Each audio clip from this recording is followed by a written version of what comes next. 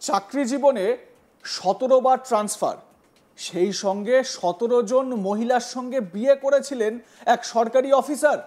ভাবতে পাচ্ছেন, মানে যেই জেলায় তিনি গিয়েছেন সেইখানেই তার মানে তিনি একটা করে বিয়ে করেছেন। বিয়ে করার এত নেশা, সরকারি অফিসার তিনি যেইখানে ট্রান্সফার হয়ে যাচ্ছেন সেইখানেই বিয়ে করে ফেলছেন। ভাবলেও কেমন অবাক লাগে। এবং এই ঘটনা জানাজানি হতেই চাকরি থেকে বরখাস্ত করা হলো এই সরকারি আধিকারিককে। খুব স্বাভাবিক, সেটা তো করা হবেই।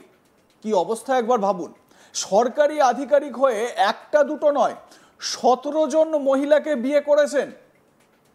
ভাবছেন তো এই ঘটনাটা কোথাকার? এবার বিস্তারিত আসি। জানা গেছে বাংলাদেশের বরিশালের বিভাগীয় বন আধিকারিকের নাম মোহাম্মদ কবির হোসেন পাটোয়ারি। মানে বুঝেই গেছেন বাংলাদেশের ঘটনা। বিদেশে পড়াশোনা করানো, সরকারি চাকরি দেওয়া, বিমান সেবিকা হিসেবে চাকরি পাইয়ে দেওয়া কিংবা সম্পত্তি দেওয়ার প্রলোভনে প্রতারণার মাধ্যমে 17 জন মহিলাকে বিয়ে করার অভিযোগ উঠেছে ওই আধিকারিকের বিরুদ্ধে। এরপরই তার বিচারের দাবিতে ভুক্তভোগী মহিলা ও তাদের পরিবারের সদস্যরা 11 সেপ্টেম্বর বরিশাল নগরীর কাশীপুর বন সংরক্ষণ কার্যালয়ের সামনে ঘণ্টাব্যাপী বিক্ষোভ দেখান। বাংলাদেশের বরিশালে বিভাগীয় বন আধিকারিক ডিএফও মোহাম্মদ কবির হোসেন পাটোয়ারিকে সাময়িক বরখাস্ত করে রংপুর রেঞ্জে সংযুক্ত করার নির্দেশ দেওয়া হয়েছে। অন্যদিকে একাধিক বিয়ের ঘটনায় 16 সেপ্টেম্বর মঙ্গলবার দুপুরে বরিশালে আদালতে এক আইনজীবী মামলা করেন। বরিশাল চিফ মেট্রোপলিটন ম্যাজিস্ট্রেট আদালতের পাবলিক প্রসিকিউটর অ্যাডভোকেট হাফিজ আহমেদ প্রথম আদালতে মামলাটি করেন। আদালতের বিচারক মোহাম্মদ সাদিক আহমেদ মামলাটি পিবিআইকে তদন্ত দাখিলের নির্দেশ দেন। মামলার অ্যাডভোকেট জানান, বরিশাল বিভাগীয় বন আধিকারিক মোহাম্মদ কবির হোসেন পাটোয়ারি চাঁদপুরের মতলব উপজেলার বাসিন্দা। তিনি এর আগে ঢাকা, খুলনা, সিরাজগঞ্জ, বাগেরহাট সহ বিভিন্ন জেলায় কর্মরত থাকাকালে 17টা বিয়ে করেছিলেন। বিয়ের নামে একাধিক প্রতারণা করেছেন তিনি। বিভিন্ন মিডিয়ায় প্রকাশিত সংবাদের তিনি বিষয়টি জেনেছেন। আইনজীবী আরও জানিয়েছেন, মোহাম্মদ কবির হোসেন পাটোয়ারি প্রতিটি বিয়ের বিষয়ে তার বিরুদ্ধে অভিযোগ দায়ের করেছেন। এছাড়া প্রথম বিয়ের পর তা গোপন রেখেছিলেন পাটোয়ারি। এইভাবে এক এক করে 17টা বিয়ে। তার স্ত্রীরা ঠিক কি বলেছেন, মানে যাদেরকে তিনি বিয়ে করেছিলেন তাদের কি অভিযোগ শোনাবো। সাথে আমার 2017 সালে বিয়ে হয়েছে। তো বিয়ের কিছুদিন পরে ও পারিবারিকভাবে অনুষ্ঠান করার জন্য চাপ দিতে থাকে। উক্ত অনুষ্ঠান সম্পন্ন হয়, অনেক জিনিসপত্র নেয় সে আমাদের কাছ থেকে, কিন্তু ক্রমান্বয়ে সে এগুলো তার বাড়তেই থাকে।